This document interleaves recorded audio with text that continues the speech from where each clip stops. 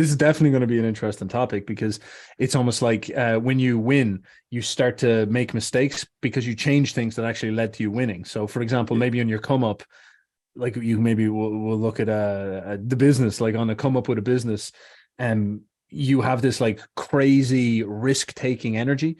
And that leads to these like hyper risky hires or something like this. And then these hires turn out to be innovative and you're very liberal. Like just like do whatever the fuck you want. Just make sure that this thing works. Then the business starts running and all of a sudden you try to crack down and preserve the top. And this actually changes the moral systems and you change the ethos. And weirdly, that actually maybe freezes it for a while, but then eventually it starts to tip and then it falls. And then it's just yeah. impossible to change it at that point because it's the kind of Cascading effect as well, isn't it? Oh, but by the way, how do you want me to introduce you? you can be Steph if you so wish. That'd be Just fine. Or Uber just Boyo, one of those two.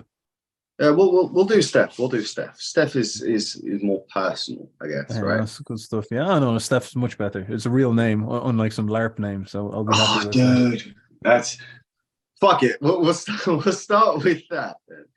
We'll start just there. So, very happy, and obviously, I always say that I'm happy to have everyone on, and very grateful. But especially today. Today we have a good friend of mine, a good brother, Steph, brother in Christ as well, thankfully. Hey, let's go. And yeah, we're gonna talk about lots of interesting things. We already have done, and we've just been speaking for about 10 minutes or so. So just grab a pen, paper, grab a cigar, grab a notepad, because you're gonna need all of them just to really take it all in. But we were just saying about names, like the importance of names, right? Like people online are just fucking dogs, basically. They hide behind some kind of an avatar, and they're like, "Oh, I'm gonna say whatever I want to say, right?" And they just talk shit. Why the fuck do all of these guys just do this, especially on Twitter? I think Twitter's the worst one for it. Why do people even do it, bro? Yeah, I have lots of thoughts on this, because in some sense I actually understand it, and I don't like getting in the way of it too much. The anon culture. There's something about the internet that requires anonymity for it to really function as what the internet could function in its most powerful way, which is, if the regime starts to get very negative, it's very risky to stand up and say what you believe. And most people just don't have the courage, to be perfectly realistic. And it's a lot to ask them to stand up and be a martyr and, go up there and say what they like this and risk their job and all this stuff. But if you give anonymity to people, an awful lot of people go up there and say stuff. So for example, during the last 3 years, people have been able to anonymously post up statistics and stuff like that. That was actually very, very helpful. So I get it an awful lot. I don't like getting in the way of it. A lot of people try to kick the anon dudes around, and I try not to do that too much. Nonetheless, because they're anon, they can become so fucking toxic, so fucking ridiculous. It stops you having to have accountability for your words. And as Mr. Andrew Tate would always be talking about, like that's actually the almost nearly the crux of how you develop your masculine spirit, because you learn to not talk shit. Like if you're going to say something, you follow it up. And so the advantages of having something like a name, me putting out there, like me being a face, you being a name, me being a name as well. There's consequences for what you say, like you're out there and you're representing something. Like I can't go up there and say, Steph's a bodybuilder with he's 7 foot tall and all this type of stuff. It's like that's lying. Like people see what I am, and that actually forces me to be sincere. And weirdly, that actually helps me an awful lot because it stops me from having to hide behind a fake voice and all these type of things. So it's there's two sides to the coins, but yeah, we do have an issue with a dork and non-issue, and you can get dork face lords as well. That's important to keep in mind. I know, yeah, yeah, those ones, those ones are pretty. What's that dude's name? Destiny. He's one of those fucking. He's just gone well off of the walls, man. Like there's too many guys that have just gone into fucking just absolute la la land. It's just like whoa, everybody like slow the fuck down. Yeah, but But like, it's go on, man. What are you gonna say? no, go ahead, I go was just ahead. gonna say with Destiny. So like, this is an interesting example of it, where Destiny is he's sort of like I guess you could say a liberal centrist liberal, maybe a left winger, and he it's all called BreadTube, I think. He cultivated this guy called Vaush. I'm sure you probably heard of Vaush.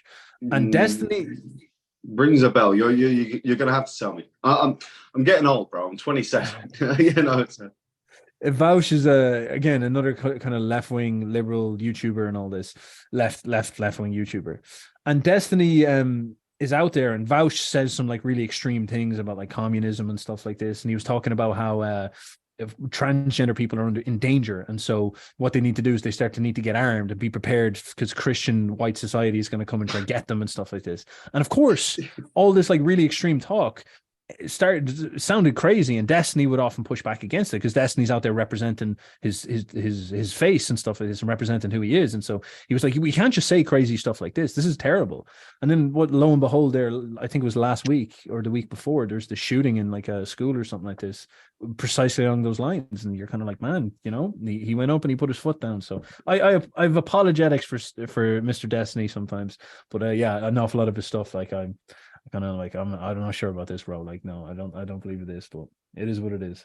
It's a strange one though, man. It's like a couple of like, as a Christian, I don't care what someone else's religion is. I hope and I pray that they will, you know, find Christ, obviously, through one means or you know, another. It doesn't really matter to me, but so long as they make their own decision, then it's up to them, right? But he, I think it was a couple of weeks ago, man, the guy just went full rampant on the Muslim community. He's like posting memes of Muhammad, and I will say peace be upon him just to be respectful, but dude, the guy's posting like memes of Muhammad with like a kid, like full-blown weird shit. And I'm like, okay, dude, that's stepping over the line. Like, if you, it's just there's levels to civility, I think, right, and civil discourse. Whereas it's like if someone says something bad about your mom, that's someone saying something bad about your mom. Someone like tries to physically punch your mom, that person died, right? Like, you can't insult the someone who is the highest of the high, and this is probably a nice tie actually to Christianity and our thoughts. You can't insult the highest of the high and then just be like, yeah, well, you know, it's just free speech. Like, yes, there's free speech, but free speech has discourse and repercussions to it. And that's what the one thing, like you were just saying, Steph, like, I don't like that about the Anon community specifically, but for me it's even stupider because the guy's fucking everyone knows his face. But what do you think is like the failings? Because, you know, in that kind of a situation, you see the Muslim community just binding together immediately. But whereas you know, for us in certain, dare I say, churches, because I don't think they are, I'm sure that you'd agree with me, there's now these trans priests, and they're running around with this whole LGBTQ, find God in yourself, and all of this nonsense. You are all gods individualistically, all of this crazy shit. What's your take on like the difference in that sense of the community between when someone insults Jesus versus when someone insults the Prophet Muhammad? There's a lot of things to be said here. Like, the problem we have in the West is that we're currently going through a culture war, which I think the real conversation is about, like, what is the causal factors behind that. And so because we're going through this dissolution of our culture, you could say, like, because we went through the modernizing industrial revolution first, we're now sort of reaping the consequences of this, which is widespread Redditors, atheist motherfuckers, the Christianity struggling to stand up for itself and stuff like this. Islam and all that, they were like a couple of steps behind.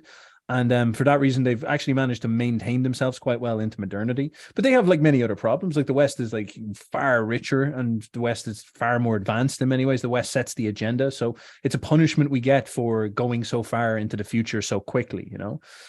Whereas Islam has held itself together quite well, maybe at the detriment of, like, you know, you could say scientific progress or something like this, really just like blazing in the same speed as that. But when you look at it, it's like, well, is it really worth becoming, you know, blisteringly scientific and inventing nuclear weapons if you're gonna, like, everyone's gonna turn to a transsexual? Like, it's sort of like, this is the issue. But this is the way I'd look at it. And so in the Islamic world, they've just kind of held together quite well.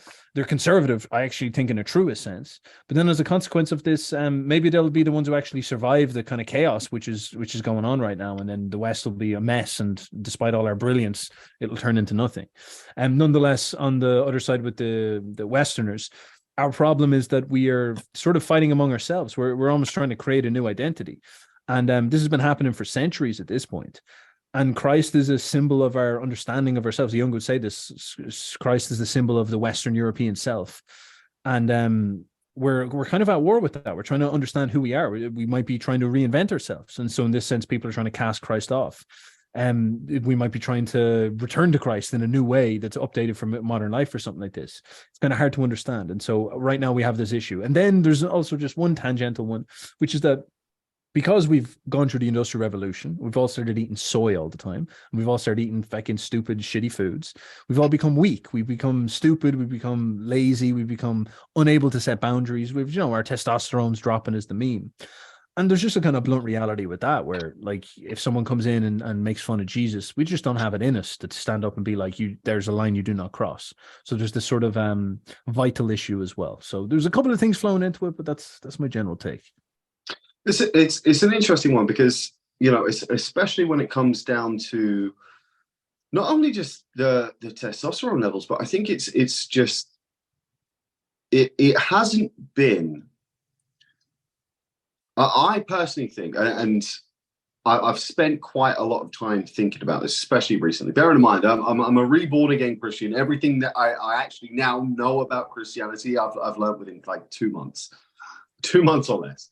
So I think I'm doing okay. I can always do better, obviously, but it's to me, for example, I think I posted on my Twitter the other day, bro. I'm like, it astonishes me the amount that the few Christians that can actually quote scripture, right? And it's not even just quoting scripture to the point of saying, okay, it was this verse through this chapter, etc., etc.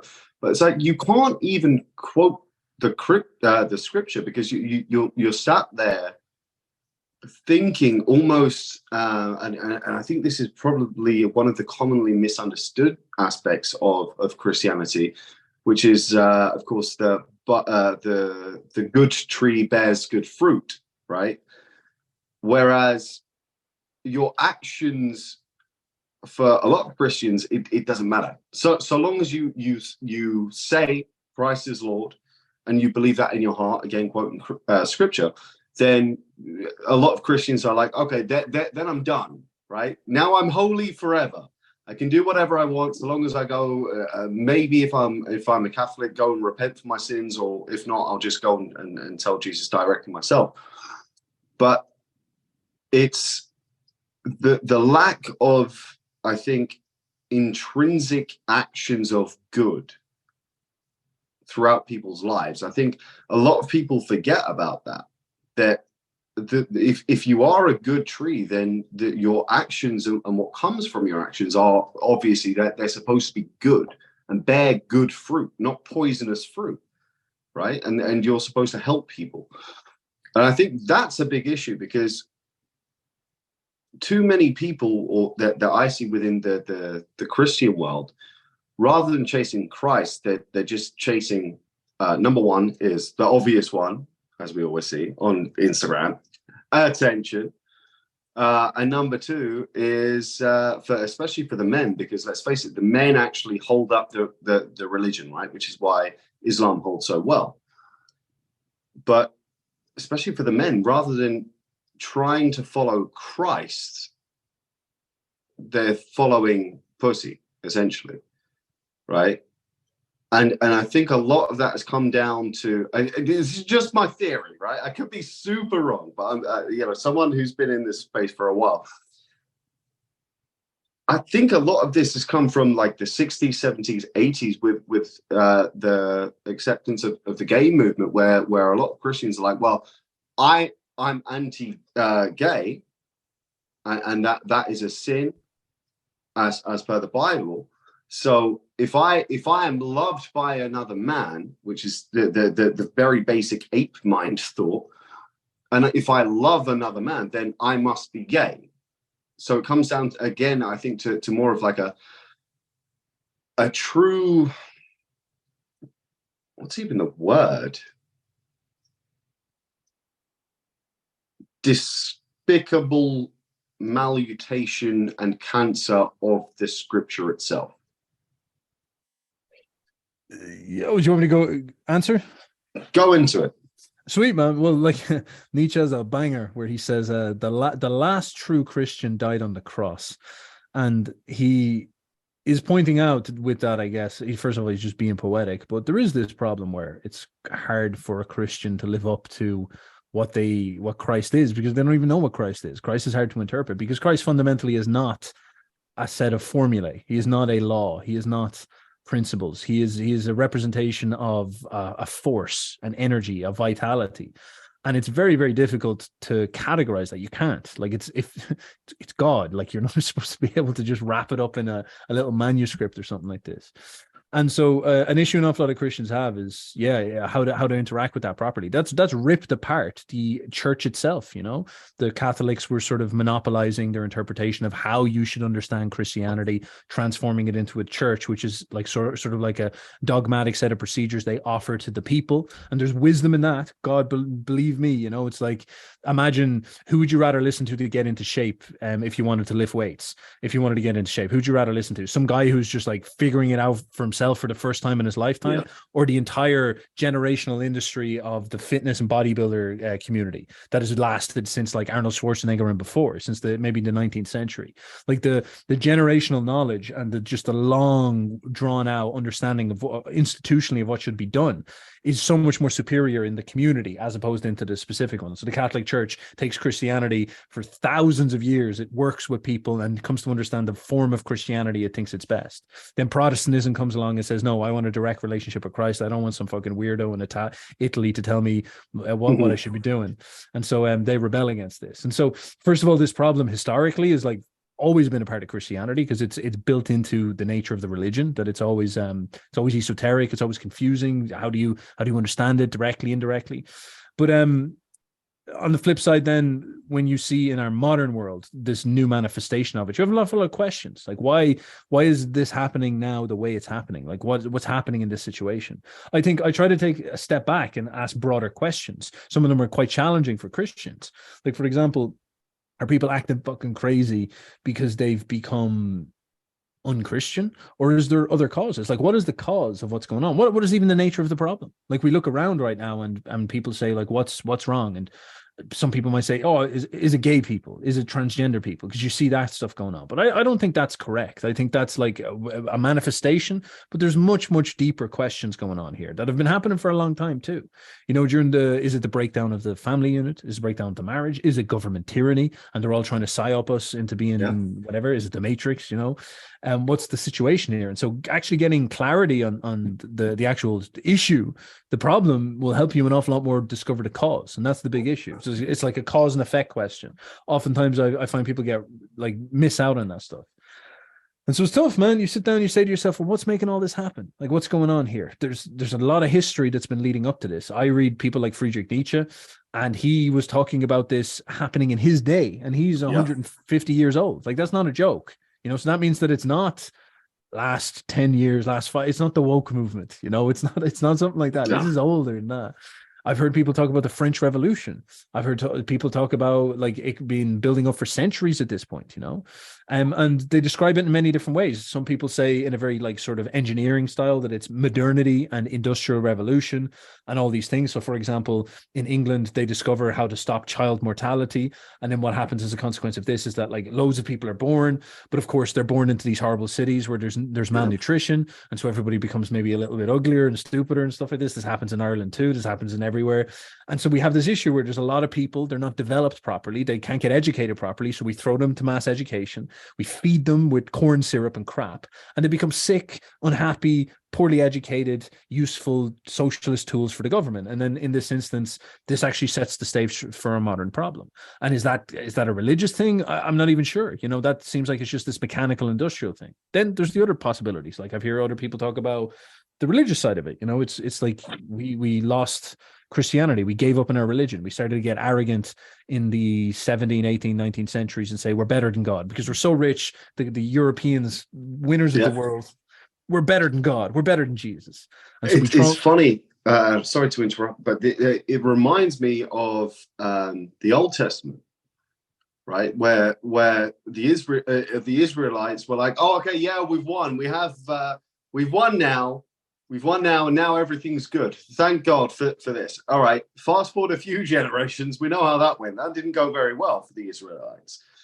And I see history being very poetic, and I see God being very very poetic in this sense. But at the same time, then you've got the end times and everything else. But it's you're 100% right. Everyone's trying to do the same thing that everyone does. Just perhaps it's even human nature, right? It's just blaming and trying to find blame. Whereas, and for me, this is the most beautiful thing about Christianity is it's not you are God intrinsically. No, we're the problem, right? We're individuals, and we individualistically, we are the problem. And I think we've definitely lost sight of that, especially in recent times because of social media, gluttony. Because I was reading, dude, I'd love to have your thoughts on this one. Social media is gluttony, not because it's your necessarily feeding your ego, but it's called a social feed because it feeds off of your soul. Oh, yeah, look, man, there's truth to this stuff. Like, look, even to bring it down to like this kind of brutal scientific perspective, our brains, what we are is we're all these chemical processes shuttling around, and one of these big chemical processes is dopamine. That's a big one, and we were built for nature, where these dopaminergic systems were engaged with the natural world, which actually made things work very, very well. So, like, the natural world is not very stimulating. You walk around in a forest and you see nothing but fucking trees and leaves for ages. I've done it loads of times. Now, what will happen is like this little, this bird will flutter, or this squirrel or a deer. And you'll notice that when you're in the forest for maybe an hour and then you see a deer, your brain is just like, zoop. You're just so drawn to it because all those dopamine systems just click on. The hunter in you goes, whoop. It's like when the dog sees the deer and it goes really low. Do you ever see that happen with the dog? Yeah. Where it hunches over. It's that kicks in. That's actually these chemical systems go, whoop. Go get that thing. Now, what's fascinating is that you take that what we are, animals. We take this same part of ourselves and we shove it into a modern society, and we sit one of these motherfuckers in front of us. And we're designed to hunt for the beautiful girls with the big tits. We're designed for interesting things and stimulating things and novel things. And you put one of these things that has infinite access to stimulus for that system, and it just destroys us. And in a variety of different ways, it destroys us because it we can get addicted to porn and then go into these spirals of sexual fetishes and stuff like this, and end up watching incest porn where people are eating people and stuff like this, and you're like, how is this even happening? That's a thing. Eating people. Well, maybe not that far, but incest is one. Incest is definitely one. I've seen some weird shit on people's phones. Stuff and this is it. And then with the scrolling, I'm not even immune to this stuff. You go on Twitter and you're just you post something and all the dopamine comes in. You scroll. Instagram's the same thing.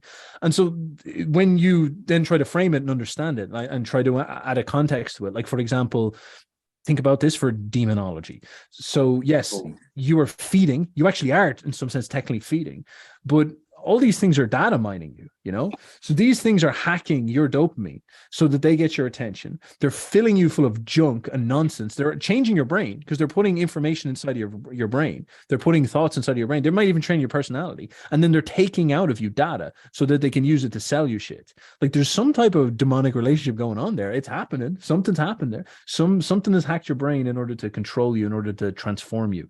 And it's like a parasite or a vampire like sucking your vital essence out of it, changing you permanently so it can benefit itself. Yeah, there's something. That's a very nice and true take on it, because it's like the Satanists, right? Like the Satanists would sacrifice children, because we as people as well. I was having this conversation, I think yesterday. As people, it's impossible for us to sell our soul. Like that's a common misunderstanding. We can't sell our soul because our soul is not ours, that we own. It's not intrinsically ours, so we cannot sell it. But you can make sacrifices, right? So I think social media to that degree is as close to sacrificing your soul. It's like these Instagram influencers, for example, right? These Instagram influencers who go to Dubai, get shat on, and pissed on by these Saudi princes, and they're like, "Look at me, I'm a really good girl."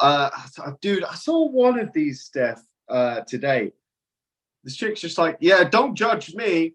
Don't judge me." No judgment, please. I have $1 million in my bank account, and now I can have normal sex. It's like, my dear, you could have had normal sex before. Like the $1 million in your bank account, you're not taking to. $1 million's not even that much. Like it's, I don't know about you, bro. I'm not putting shit on my face or eating it or smearing it or doing any of this pedophilia, bestiality shit for zero amount of money. You're not going to defile me ever. You just know.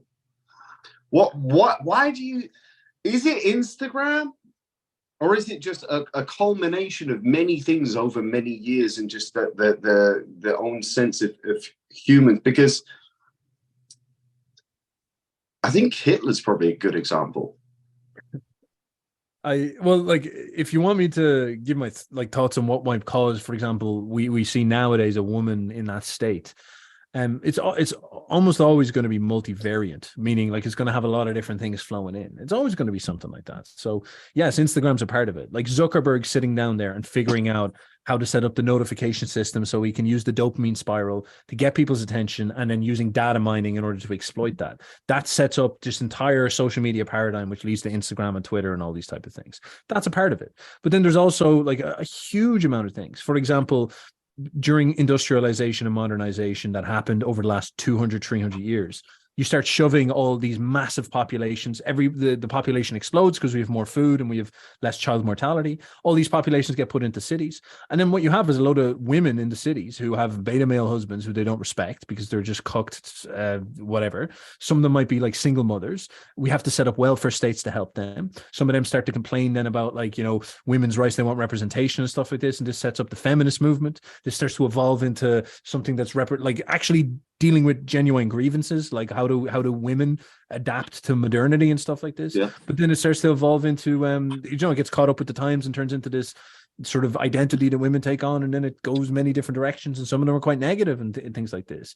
And this is another variant factor just coming into this. Dudes losing all their testosterone because there's just the food and stuff like that. Another variant factor. And all of this stuff, in the beauty of our age, it all just marries together as one and blends into one. And then we find ourselves with these like interesting combinations where you have girls like flying with the power of super technological private jets out to Dubai so they can have somebody poop on them, so that they can get like fiat currency, so they can go back home and buy like, a shitty Lambo or something like this, and maybe a little bit of a house or something like that, an apartment. You're like, how do we end up here? This is absolutely crazy. So it's bizarre though, right? It's so like, if I was the devil, I'd be a happy man. I'd be a very happy man. And you know what? I got asked the question. I think it was earlier today. I'm like, what would Hitler say if he saw the West today? And my response was, sure looks like I won. or Yeah, something along those lines. What do you reckon Hitler would say if he saw the West today? I don't know, man. Like, I don't know. He'd probably be laughing. He'd be like, "You Jesus, like, look at the state you. So I had my vision, and users it end up in your absolute mess now." And he'd be using everything he could to make fun of it. The same way as like the Russians and the communists look at not the Russians aren't communists, but every if Stalin was here and he was looking at the West now, he'd be like, Yeah. "Well, who got it right?" And it goes to 30 million show. people dead, 30 million people dead, or cutting off children's dicks. So This is it. He might have been even using it to justify stuff like that, for all you know. So yeah, this is what you'd be saying. But I don't know. It's always interesting to see how much difficulty we can find ourselves in our modern age, and have all these things hit us, and us try to sort of say, what direction will we take out of it? And this is I think where the rubber hits the road. mm, it's it's complex, but I also, to some degree, I also feel it's very basic, because most complex issues normally have the most simplistic answers, right? Sometimes, Normally, sometimes. normally, not with us here, but I'm trying to. Maybe this is just pure intrinsic laziness on my part, because I am very lazy, right? So Nice. I'm like, okay, I always try to find the most simple solution to the most complex problems, because then it's just okay, cool. That's done. Don't need to think about that anymore. There's maybe wisdom to that, but I would not put it as like saying or trying to find a simple solution. I would think of it as first principle thinking. So this comes from the school of philosophy, schools of physics and stuff like this. The idea is that when you're looking at a problem, it's very hard. The actually biggest issue you often have is focusing on the right thing.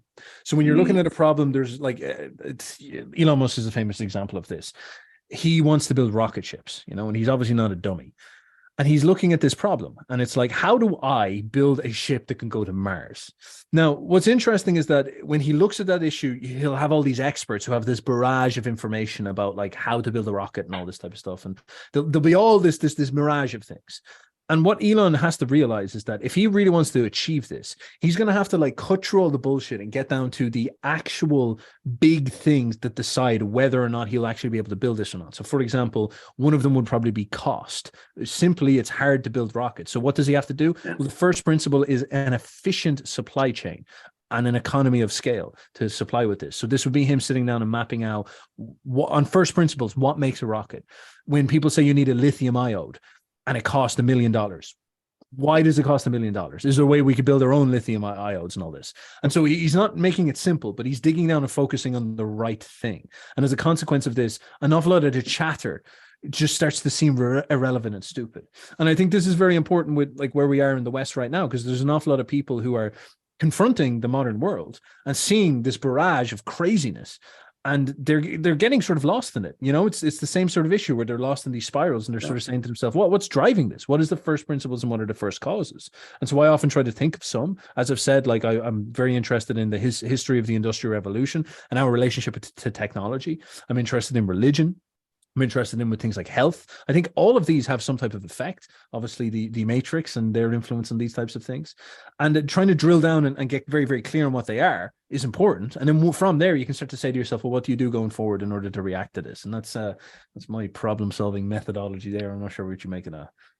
It's a very good problem-solving methodology, especially. I mean, I can never disagree with you in especially the case of your problem solving. You solve problems in an instant. Yeah, baby. But when it comes down, I think, to these bigger nuanced problems, I think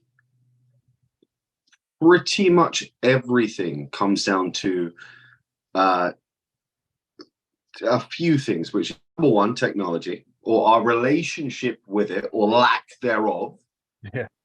Or lack thereof, because it's not necessarily a relationship, right? It's now just become an extension of ourselves.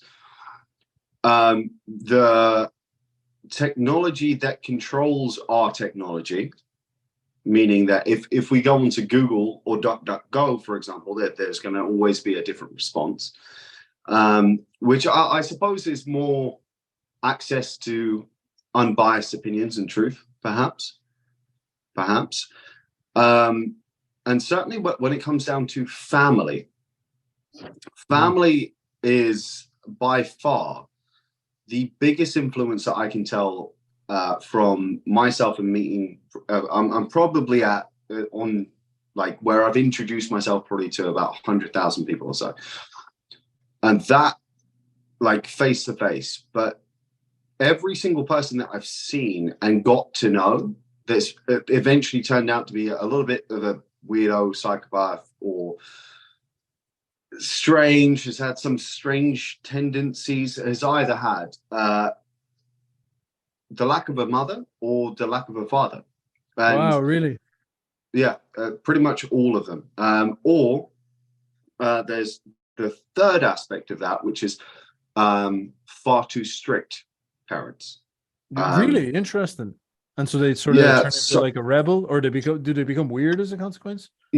So this is my personal experience from dating Muslim women, actually, interestingly enough. And I've dated like as boyfriend and girlfriend, genuinely was thinking about conversing when I was more atheistic, or searching, I should say. I wasn't atheist at all, ever. I was more agnostic, let's say, right? But I always found that so one was from Iran, the other was from Morocco. Both of their parents extraordinarily strict. On the surface, you would see that they are very good women, let's say. However, you delve deeper, just one onion layer, and this is where it comes into in everything, right? I think what you were saying initially about the different problems, we can peel layers back of the onion again and again and again, right? But for me, these two women, it was 2 or 3 layers deep, like of our personal understanding of each other, you know, who they really like, what they really enjoy. Rebellious. It's just rebellion against the powers that be. And I see that as also perhaps a natural thing in the West, where we're like, well, we have all of this technology. What's the point in God anymore? Especially now, I'm interested. In fact, here's a good question. What do you think about AI potentially being the new God? No. That's a deep one. Actually, it's very much related to what we're talking about here. Like we're kind of maybe shifting on 2 topics at once. So maybe we could put aside the question about the morality of, like, for example, the family and all that, because that's actually a very interesting one. So put that aside and we'll try to get back to that. Put a note, tab the note, and we'll try to get back to them. Brain note. Just with the technology question and the AI. So for example, like AI is just another and maybe more intense manifestation of this same issue we've been having for centuries, where we, you know, during the Industrial Revolution, we started to produce more food, which led to more people.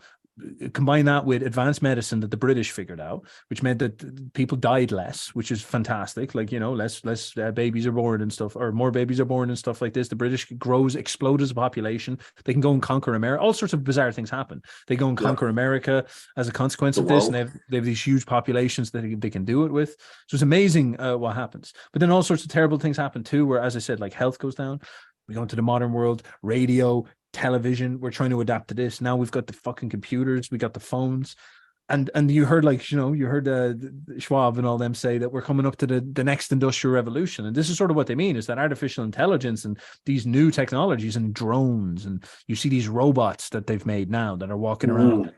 Like, that stuff is coming. There's no denial about that, and it's going to be the exact same thing as we have right now. We're creating things, and how we develop our relationship with them is extremely important. And this is where the question becomes very, very hard, but also quite good for searching for first principles. A lot of people just don't understand the point of maybe life, you could say. Like the point of of what we're doing here in the West is that we want to try create a culture that is creative, healthy, high. People often use the Renaissance as an example of this. Something that's celebratory, creative, high, life-giving. For example, what does a family represent? Of course, it represents stability and healthy children, but it also represents love, the creation of life, the unity, everything working together, the structure and order of things. So we're trying to do these things. And so we have this problem where we're creating all these technologies, but we're not considering how we can integrate them into a approach towards life that is going to lead towards more life, more success, more beauty, more creativity, more all these things that we're looking for. And so our reaction to something like AI has to be dictated by this. And if AI is going to, like, what you're seeing instead is that we have this set of values, this perspective in the West, which is very like anti-life and very negative. And so these people who are building AI are not building it to try serve us, to try help us, empower us. Instead, they censor it. They promote certain views that suit them. And so maybe like the technology, slightly out of the picture for a second, the value system of the people who are creating the technology and coding the technology and instantiating institutionally what the technology is, they're almost more dangerous than the technology itself. And so the technology itself is crazy. It needs to be considered. It's not by itself some neutral force, but we've dealt with technology before, and we can deal with it again. But a bad value system installing itself in technology is a very scary thing, very, very dangerous thing. And it's terrifying, man. It's fucking terrifying, right? This is the reason why people, like, you know, they talk about Stalin and Hitler like they're such terrible demons of evil and all this. And I think this is going to sound pretty bad, but I think it's a little bit it kind of misses a bigger picture, because if Stalin and Hitler were born 1,000 years ago, they might have been crazy, but they wouldn't have been able to kill all those people, and you wouldn't have really known them. They would have, like Genghis Khan, you know, was like, how much difference is there between him and them? It's just that Stalin and Hitler had railway tracks, they had, you know, industrialized camps, they had supply chains, and that means that they can just scale this shit beyond fucking belief as a consequence of this. And so we have imagine Genghis Khan with supply chains. I mean, it's what, 34% of all human DNA can be traced back to him or something, wasn't it? I think it was more like 4%, 34%. He'd be like, man, he was slaying. I'm going back. Slaying. If 3.4%. Someone quote me on that. Someone it was 34%. He's slaying, man. Or 4.3. I can't remember which one. I think it's around that. Yeah, I think it's around that. Because you put across some really good and super interesting points. I think, I mean, aside from Genghis Khan fucking everyone, I just think that we're moving too fast. Yeah, we're moving too fast, and there's too many captains of the ship, and I don't think, speaking about the West in this metaphor is, of course, the ship, and there's too many captains trying to drive the ship. Like for example, this whole LGTB robot cisman robot jelly person thing. Okay, that's like less than 5%. Less than 5%. Now it's 5%. Whereas before, I mean, what is it by nature? Do you know? I think it's like 0.1% of people have both chromosomes or something. I don't know much about if you're talking about like LGBTQ specifically, like being gay, I guess you could say. I have seen being gay is fine.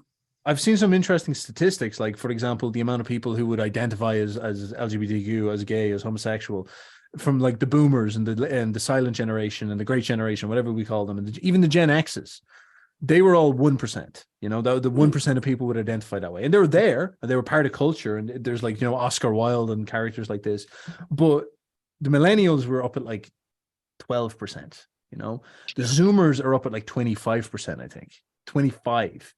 Now there's like, this is crazy. Like, why is this type of stuff like boosting so much? And it's kind of hard to call it. Like, a lot of people look at this and say there's some is this like some agenda? It could be, like, I don't know, maybe they're sort of like, we'll turn everyone gay or something like this. Yeah. Some type of use. Is it a result of technology, like this problem with the spinning cycles of technology and people just getting these like crazy dopamine spirals and say, I just need to do this identity? Look at the Mr. Beast guy and all these type of things. Oh, that's an interesting one. So you have because it's always the this or that on social media, which always gets pushed the most, right? Because Yeah. you have the people that agree with it that then share it, which therefore helps the algorithm. Oh, this thing must be interesting. Let me share it more. And then you have the people on the opposite side, which are completely opposed and vehemently so. And they're like, well, fuck these people. These people are cunts. Let me share this to say how much of idiots these people are. And that just helps the algorithm more. So both sides, it's like racism. The more in which you pay attention to something, the more that thing's going to be there, right? So it's the more in which we speak about it, the more in which it's going to, I think, evolve, Steph. But I'll just tell you a story real quick on this and give you my answer as well, because I think in my own personal life, and I've seen this with my own little sister, it seems to be, from so far as I can tell, from the schools. From the schools. Yeah, it is. Well, there's with that previous idea I was talking about with AI. AI is technology, and if someone codes AI, they can install their value system into the technology, and it can lead to influencing people. Schools are technology. Like the education system is a technological tool that they use to, it's like a supply chain, they run children through it in batches. And so it has a set of people, decision makers, who have a value system. And I think that they're like, if you had a school that, if you could get the school system and use it the best of your ability, it's not unrealistic that you could install within it very healthy values, promoting life, promoting creativity, promoting success. The Greeks and the Romans achieved this. The famous style of education. The Catholics had the high liberal university education, classic liberal arts. And these were all done before, and the university system was fantastic. But it's now in our age, we've allowed them to get leveraged by people whose value systems are just like very challenging towards anything that you might call life-giving and beautiful and sincere. I have a nail here. I'm kind of pissed off that I don't have a hammer. Nice. Because you just hit the nail on the head. Yeah, very. But and by the way, I was not waiting for that. That genuinely was the thing. But yeah, you're right. It all stems down to the values of the person who's teaching, right? Or the person who is trying to create. Like a person who is creating just to get money, for example. Like look at the European architecture now. It's fucking garbage. Just the same as most Soviet architecture. Soviet architecture when it was the Soviet Union was genuinely a bit weird, but it was beautiful in its own right and sense and what it was trying to say. Just as European architecture and medieval architecture. When you look at Notre Dame before it was burnt down, it's fucking ridiculously beautiful, because those people were trying to call out to God, but now we're calling out just to money, and we're just calling out to money and doing the bare basics of architecture. And it fails society in that sense. And I guess it's kind of the same thing. Tell me if I'm misunderstanding you, but I guess that you're kind of saying, I say that not to put words in your mouth. I'm doing a Vicky Newman. It's all right. You can do a gotcha moment. But it's just the bare minimum of architecture now, and it's the bare minimum of schooling, and it's whatever values are considered to be bare minimum, right? Like, what do we have to teach to tick off Xbox now? I think. Well, have I understood you well, or have I gone on? Certainly, because again, I guess it's a kind of question of, there's a couple of different things. Like, yeah, all right, so. You maybe 500 years ago, it's quite complicated in some sense. It's 500 years complicated. 500 years That's ago. That's what I'm asking. You wouldn't have gotten into school if you weren't quite smart, because it would have been too expensive. You might not even got into it if you weren't an aristocrat. So say you are an aristocrat, though. You're a member of the upper class. You're brought to the Catholic Christian university, and you're educated by the most intelligent people in all of Europe and all of Christendom. And they bring you in, and you, like, you grew up in England, I grew up in Ireland, and me and you meet each other in Switzerland in the university there. We get picked by our local priest, and he says this guy's genuinely smart. And they just, you could see this stuff. You can see kids that are talented. Everyone else like becomes a farmer or maybe a craftsman or something like that. And there's actually an awful lot of dignity in that. Education is not necessary because they get educated by their dad or their uncle or something or whatever. And so the smart people go into university, and then they go and they get perfected, and they get taught how to speak, and they get taught to be valuable people for the community. They get taught like the depth of the Western canon. They get taught a set of stories that tell us who the West is. They reinforce Western identity, which also reinforces Western values. They get taught the Bible. They get taught how to interpret it properly, the Christian scholasticism. And then they go back into their culture, then educated at like 30, 40, 35. And they become public speakers, they become politicians, they become decision makers, they become lawyers, they become all these types of characters, and they spread into the community then, and put out like these really healthy, high cultural, civilizing values. And that's brilliant. That's absolutely fantastic, because well-developed people, well-individuated people put in educated, which is what education is for, achieve this. Now, one of the major problems, this is the first, I guess, problem, is that as we entered into modernity, we decided that well, all right, we wanted to take a lot of people, all these peasants who had not been going to education previously, we wanted to take them and turn them into factory workers. So all of a sudden the goal shifts. So what we need to do is, instead of sending them to university to become perfect speakers and politicians and lawyers, instead now we want to take everybody and put them into this like factory and batch prepare them for cities, because cities are rapidly growing. So the Prussians achieved this. This is the Prussian education system. So they hoovered out all these people from the farmlands and shoved them into these like factory style education systems. And in these education systems, they just learn people. They just, read the book, repeat it, bell, which is like what a factory is, 9 to 5, yeah, like a factory. And then they just work it this way. And as a consequence, you get mass education. And for this reason, the quality of education dramatically drops. But everybody gets educated. So there's this trade-off, like excellence is sort of inversely related to equality. So everybody's going to get an education. It's not going to be as good as it was before. And so for this reason, you get these large social batches of people coming out who are like the NPC drones. Now that's a bit like sort of insulting, but this is sort of what I don't think it is. It's true. And so you have that. You have that. Now that's the education system you and I went through. And it's a lot of people have worked hard to try and make it better. And so it's not just like terrible in the way I'm describing. You can still get a decent education, as good as maybe like a high enough quality education, although it's still rancid with like an awful lot of these bad problems.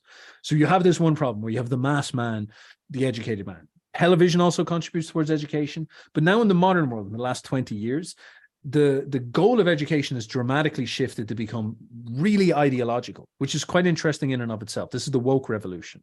Yeah. And so that same thing that can educate everybody to become a good factory worker has now been taken over by people who want to transform the population into compliant LGBTQ. Good people. Good people. It's not good factory now, it's good people. Yeah, and right? It's fascinating. That's really it. And so like the goal has now shifted, but they now have the apparatus of the factory to achieve this goal. And the type of person they're trying to make is just sort of like, what's the goal here? How are you helping this person? You're making them neurotic about their sexual identity, and it's going to leave them confused for the rest of their life. But that's not making them a better speaker. That's not teaching them how to build cathedrals. Like none of that stuff is happening. And this is maybe one of the biggest issues, is that like the goal of the culture, the goal of the decision makers, the goal of the institutional elite has gotten quite negative as a consequence. And it's a hard problem to tackle because you have an awful lot of derivative questions. It's that for sure. And I think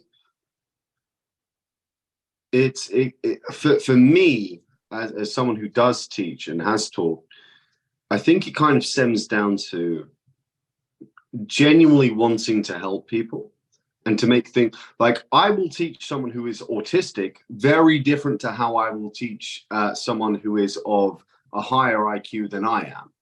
Mm-hmm. Right? Like there's two different things, but those two different things need to be taught in two different ways. But if both of those two spectrums, they're at opposite sides to one another. Right.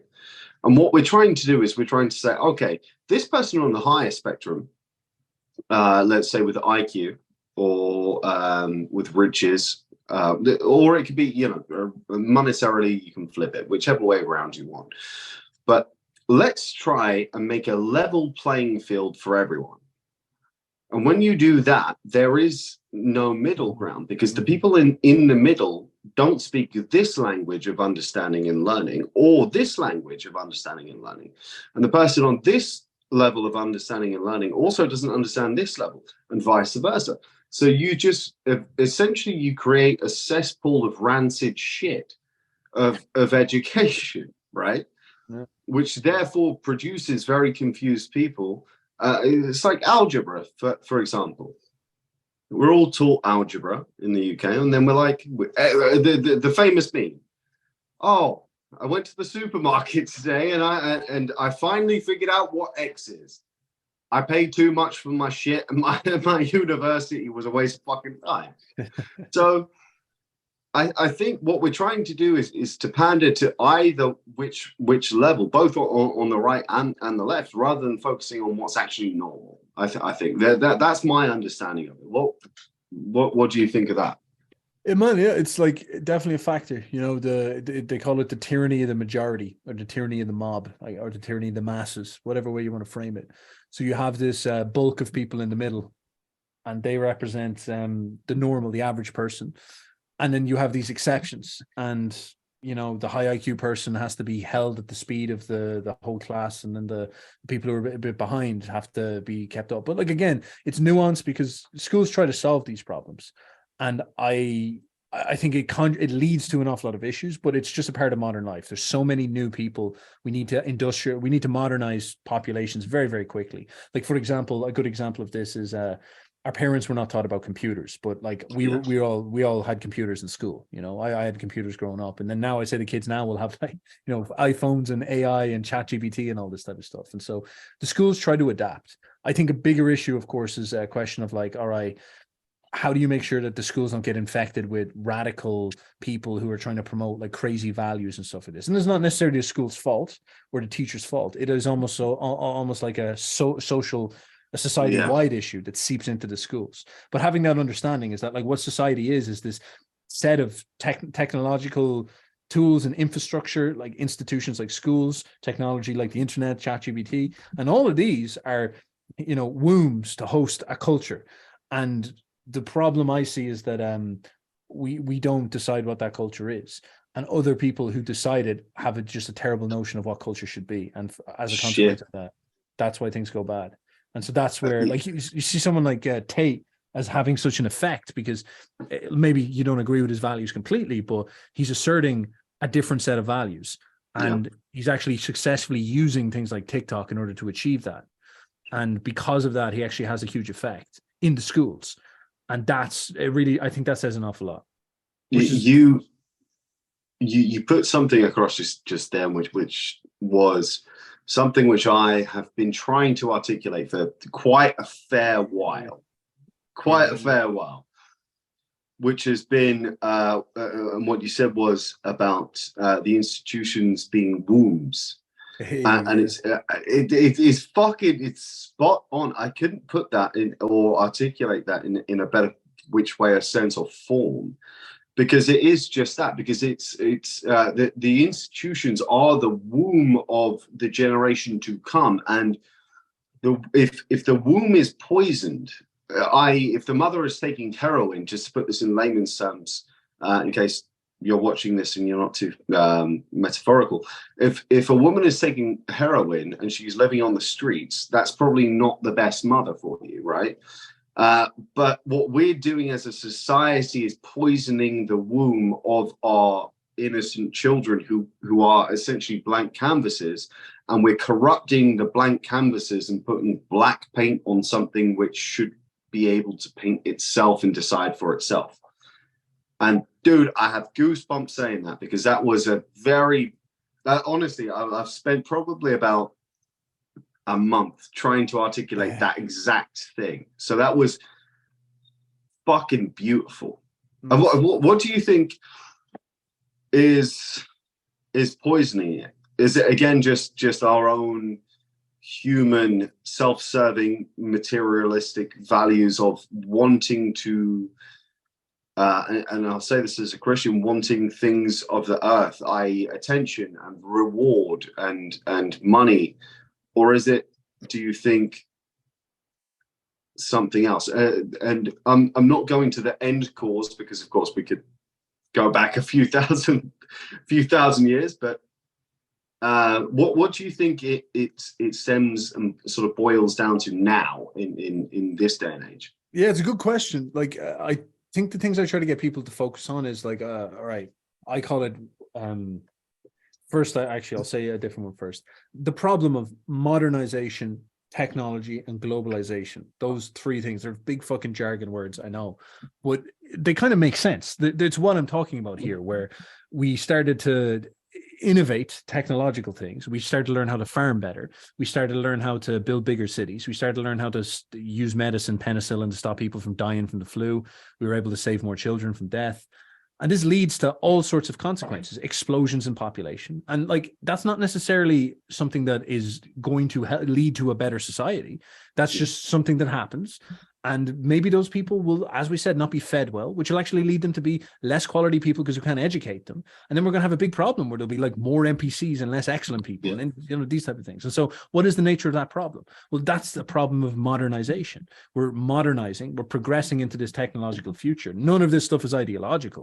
It's just like, these are really difficult problems that we have to try to solve, And so as we come into the modern world, we see all this crazy shit happening right now. Well, this is a consequence of the internet. The internet has kind of led to this, but there's been other things too. Nietzsche would talk about this. I often talk about Nietzsche.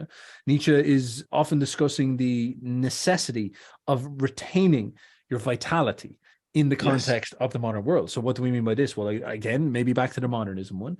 You grow up in the city, you have the soybean oil, you have the poison fluoride water, you become less healthy. And because you're less healthy, you're more depressed, you're less intelligent, your fucking testosterone's lower, and you're not as good as a person, you're not as strong as a person for a variety of those different reasons. So Nietzsche is very big on like enhancing that vitality as a consequence.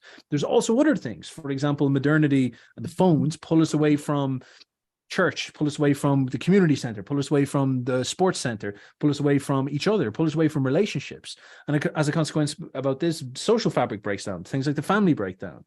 And people don't go to church anymore. You can't meet a good girl to set up a family. And all this stuff breaks down. And so what you have is like a load of problems stacking up on top of each other. And the best you can really do is to try identify a couple of them and tackle them as head on as you can. What's your relationship with technology? What's your relationship towards vitality and health? What's your relationship towards relationships, and trying to nail all those things correctly. Looking at the world as it is, getting very, very clear about what success is. Trying your best to avoid toxic ideologies that are pulling you off towards like what Nietzsche would call nihilism, these types of things. And I think if you put yourself in that straight and narrow, you can really hit a money note. But it's about trying to identify what's sort of happening. That'll be my take. Yeah, it's one of the most beautiful things about Nietzsche.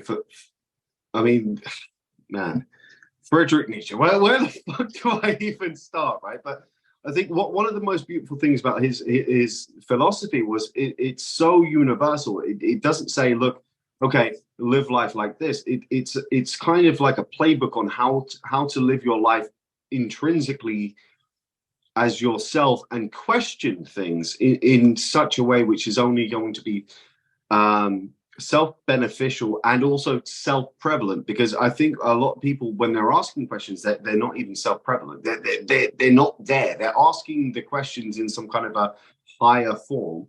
Let's say some fucking sage burning loser, and they forget the fact. But I tell you one thing as well about Nietzsche is the idea of what was it, the superhuman, right? And that for most people is something that is that they can't even comprehend, because they can't drag themselves through. And just for anyone watching that's not familiar, I would absolutely not recommend anyone to read Nietzsche if you haven't gone into philosophy, because he will say in a book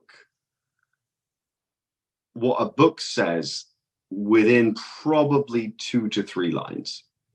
It's so well articulated, but when it comes down to this, the superhuman, why do you think that we are essentially being lesser versions of ourselves and just sort of blindly accepting that? Even though I think naturally, especially with men, Steph, like, no, especially with men, and I know this, that we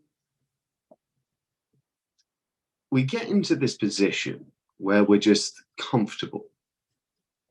Mm-hmm. And then we don't seek more, rather than trying to be that better version of ourselves. I mean, Tate's philosophy is, to a degree, somewhat similar. But why do you think that we, as men, even though we want that intrinsically and intuitively, we want that with all of our soul, we want to be better, and that shows, especially for inferior, quote unquote, men, that shows up very, very commonly in jealousy, right? Like I had a guy, his girl came up to me and asked me for a lighter the other day. I gave her the lighter, and she's talking to me. I'm just having a conversation with her. Absolutely, completely not interested, because number one, fugly. Number two is obviously I have my girl. So, but he came up to me, and then I heard him.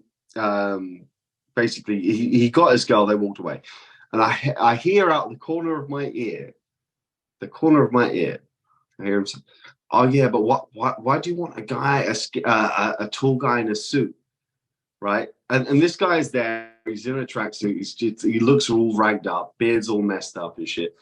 But why do you think that is? That rather than just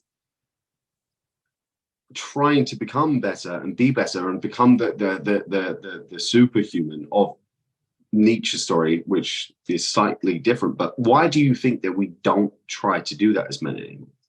This is a good question. I think this actually dives into one of the best takes out of Nietzsche, the most assertive and positive ones, but also the most brutal ones.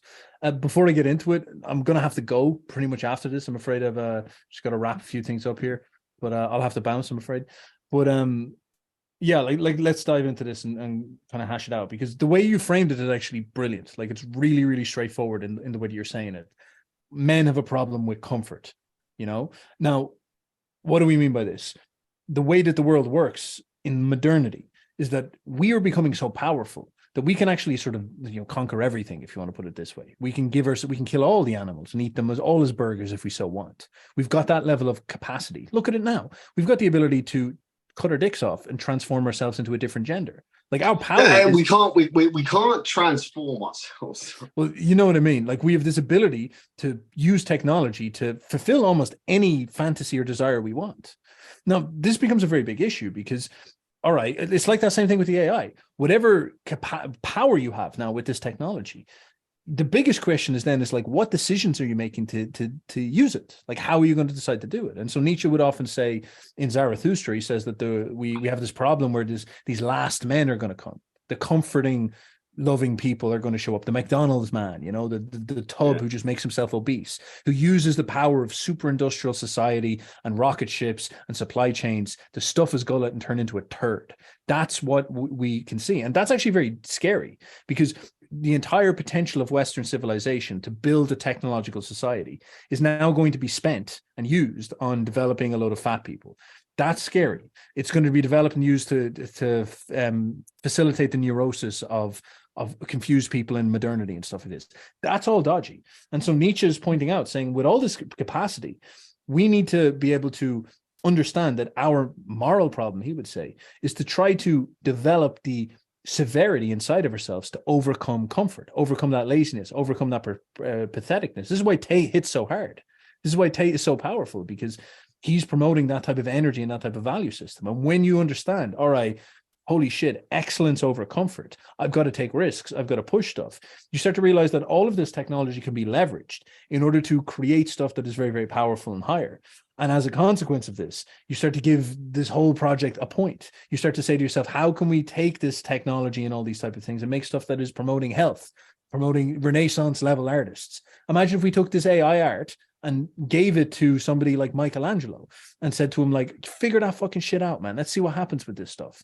But of course, stuff like that can't happen because instead we censor it, we distort it, and we make it serve something else as a consequence. So he was really big on the value system in the West. He really wanted Western people to straighten their heads out and think about what does it mean to put excellence at the center of your focus and conquer the comfort lover inside of you. And as you, like you described it absolutely perfectly. People get mad about this. You know, people are like, oh, that sounds like fascism or tyranny or something like this. But it's like, listen, bro, you know, do you ever speak to some comfort loving loser? He's an envious little fucking resentful little prick. We shit back. He's not a good guy. Like he's not a moral person. All the things you're saying he's the opposite of this. He's spiteful, he's petty, he's nasty. And he wants to, he's arrogant enough to think that the whole world should serve him. Whereas the great man, the Superman, the man's fighting for the future, he's usually not like that. He's usually actually more humble than you think. Tate is obnoxious 100%. But when you actually meet the guy, you realize that he's actually very grounded because he's been through shit. He's had his ego crushed many times. This is why he knows how to trigger yours, because he's been through it. And this is the type of thing. So it's almost like a shift in perception that's very hard for people to do. So yeah, I guess I'll have to wrap it up in that, I'm afraid. But yeah, man, like fucking class ideas. Beautiful ending though. Beautiful ending. Well, brother, I will include all of Steph's links, everything. We'll do his IG, Twitter, anything else? YouTube and Twitter are probably the big ones at the moment. We'll include those as well. So yeah, just if and I don't know why the fuck you wouldn't be interested in following Steph after this. And this is probably just a part one with us because man, we have to. We have to delve into so many other things, especially about Nietzsche. Like one of the fascinating things about him that I'm terrified about is how he thought so much and then delved into insanity, which is one thing that I'm terrified about. Maybe we got to watch that side of him as well. Maybe he went too far into the deep end. So much appreciated. I'll speak to you for a few seconds afterwards. But again, guys, just make sure that you do follow him down below. And yeah, we'll catch you guys on the next one. Thank you very much, gentlemen, all watching, and Mr. Mike, thank you as well.